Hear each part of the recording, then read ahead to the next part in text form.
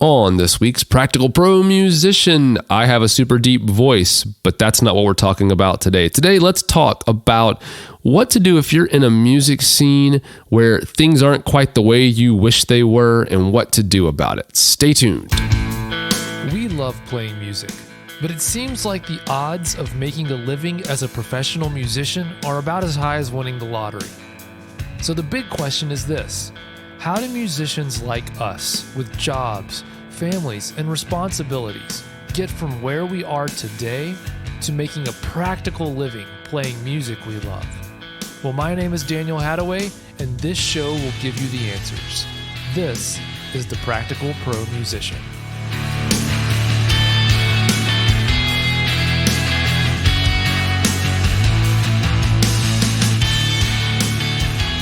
Hey there, my friend. How are you?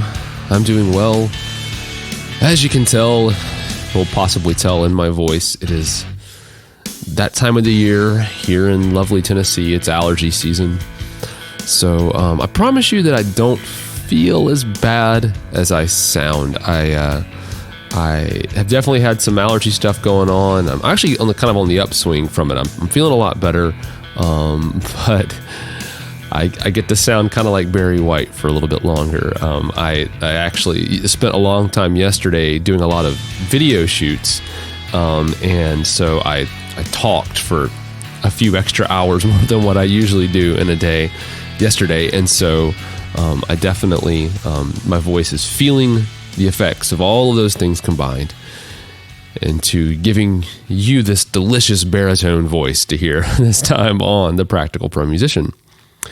But yeah, I'm happy to be back. I think I took last week off. I can't remember. I must be getting old. I can't remember if I don't think I did an episode last week. Part of me had planned to do an episode or record an episode early and then have it ready to, go live around the time of the week that I normally put out an episode. But for some reason, I want to say that I didn't actually do that. So it probably means I didn't do it. So apologies for that, but I'm back this week here with you. And today I don't have a super complicated thought to share with you. And this is something I kind of thought about for a while. I didn't, half of this thought in my mind I've had for a long time, but it's more of just a complaint, and I didn't want to just share the complaint with you. I wanted to kind of offer something, some perspective, or at least some kind of tip or advice on what to do instead of what I'm complaining about. And so I was holding off on talking about this until I had that other piece of it. And I think I do now. And so that's what I want to share with you today. And this episode may not be very long because this thought is not very complicated, like I said. So a while ago, I noticed I'm a member of a couple of groups on Facebook for musicians here locally where I live in Nashville. And as you can imagine, being in Nashville, there's a lot of people who are really great musicians who move here or are already here. And there's a big pool of really great musicians all around town. And one interesting thing about that you might be surprised to hear is that because of that, there are a lot of gigs available. Like, there's Nashville's very touristy downtown. So there's lots of like the honky tonks and stuff with live bands. So there's a lot of like gigs to be had, a lot of live music always happening, which means places are always looking for bands or looking, if there are bands, they're looking for musicians, those kinds of things. There are lots of gigs to be had.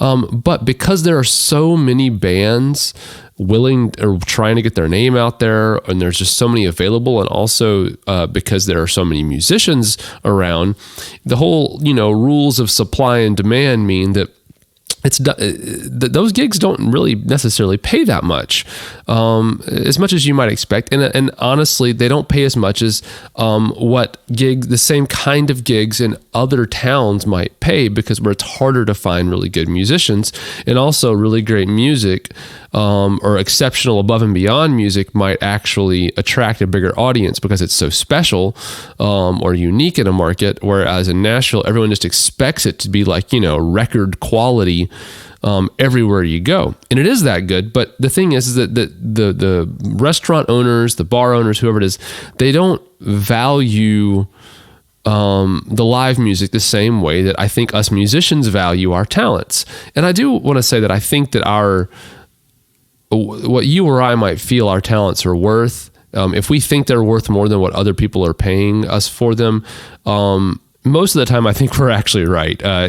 Musicians, if you're really a professional level musician, you've been spending at least a decade probably on your craft. And, any other field where you have to spend 10 years at least learning how to do something before you get paid for it. Once you do get paid for it, any other field, you get paid a lot more for it than you do as a musician. So if you have that sentiment, you're definitely right. But what I wanted to kind of complain about today is this. In one of these groups on Facebook that I talked about, there was a guy who posted something. Basically, his complaint was, I'm a professional. What I just said, basically, I can't live, making $25 per gig, and spending, 5 or 6 hours a day playing that gig. That just, I can't live that way. And this is not fair. That's all it was. There was no help me out. What else can I do? It was just complaining that that's the way it is. And that's kind of the thing that first got my attention. That's the part that I kind of held onto for a while and said, man, I don't think that's the right way to approach it, by complaining to a community of other musicians, just saying, man, I'm not getting paid enough. There's all the different kinds of negative sentiments that drew out of the crowd that read that. But I didn't really have anything, to kind of go off of and say, well, here's what you should do. Because I do think that that is a valid complaint. If you're not getting paid enough, or you can't make a living, you don't feel like you can make a living in your scene the way things are, that's a valid complaint and it's worth talking about. But if that's all you're going to go into it with is just, this is terrible, this all stinks, I can't do this, there's not much else anyone can do for you. You've got to be open or ask or looking or seeking out a solution to all of that. But I guess the thing I wanted to say as far as advice about, in general, if you're going to complain or criticize or express, I would say, even if it's not a complaint, because complaint might have a negative connotation. If you're going to express to anyone that you would like for things to be different in your music career situation, you need to make sure, that you need to be aware that, by complaining, you are naturally putting yourself in opposition to somebody. And as a musician, putting yourself in opposition to most people is probably not a good idea, because the interpersonal stuff for being a musician is so important. So you're going to put yourself into opposition with someone. So if you're going to complain about something, know that you're going to be in opposition to someone. And the next question you have to ask yourself is, who am I putting myself in opposition with? In the case of this guy who complained in this group, he basically, the way he phrased it all, and there was more detail to it that I don't want to get into, but he basically put himself in opposition with every other musician in this group. And what he did was he managed to make enemies out of people who may not have given him a second thought either way. At worst, wouldn't have cared either way, and at best might have even said, that guy sounds like a good player, maybe I need someone to fill in for me, maybe I'll have him come fill in for me. But I can guarantee you none of the people who responded negatively to him are going to go that route with him anymore. So you've always got to know you're going to put yourself in opposition to someone, and then ask yourself, who am I going to war with, basically, against? And if it is going to be an entire industry or an entire city's music scene or an entire group of musicians across many different bands across an entire city or region or area, chances are whatever that thing is, that the approach whatever approach that you're going to take that's going to make all those enemies out of a group of people at once, that's probably not the right approach to take.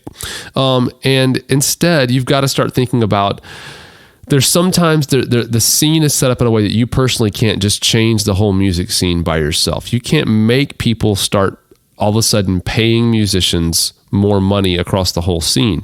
You can choose, though, what you are willing to do and not willing to do. And look down the road and say, where is this going to lead me? Maybe you make a compromise and say, you know what, I will play for a little bit less money or no money for a while, because I can see a potential, where this path might lead me down the road.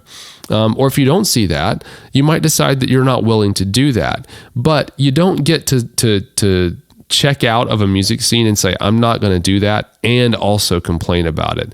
I always tell my kid when he's playing sports with his friends or playing games with his friends and he's complaining about what they're doing, like, if they're winning or something else, I always tell him, buddy, you can't complain about something and still do it. You can either complain about it or not. But you can't basically do things that you're not happy about and complain about them. You can either participate in the scene or get out and don't participate in the scene. But there's no chance of hanging around in it and complaining about it. That's not the route to take. So I just want to encourage you, maybe instead of thinking about what you're unhappy about in your situation, if that's you, just start thinking about the path that you're on right now and where it's leading. And if you don't like where it's leading, then instead of complaining about it, decide that that's maybe something you don't want to do anymore. And if you do like the path or you think there's potential in the path of where it's leading, stop complaining about it. All right. So I'm so thankful you joined me again this week, and we will talk again next week here on The Practical Pro Musician. Bye for now.